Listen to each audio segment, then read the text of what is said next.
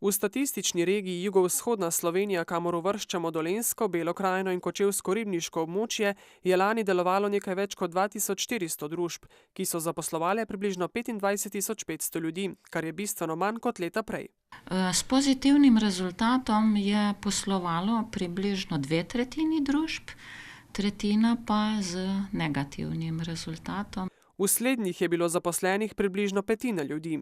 Kljub temu, da so družbe v regiji v povprečju poslovale bistveno boljše kot družbe v državi, pa obstajajo razlike znotraj jugovzhodne Slovenije, pri čemer prednjači Dolenjska. V družbah v Beli krajini tam ugotavljamo največje znižanje prihodkov in tudi najvišje znižanje zaposlenih v podjetjih te regije. Kočevsko-ribniško je pa nekje vmes. Slovenija se z recesijo ubada že približno 5 let. Na območju jugovzhodne Slovenije se to kaže predvsem v večjem številu brezposelnih, medtem ko število družb narašča. Regija je sicer po deležu svojih prihodkov, ustvarjenih na tujem trgu med 12 v Sloveniji, na prvem mestu. Neto čisti dobiček naših družb predstavlja več kot polovico neto čistega dobička vseh slovenskih družb.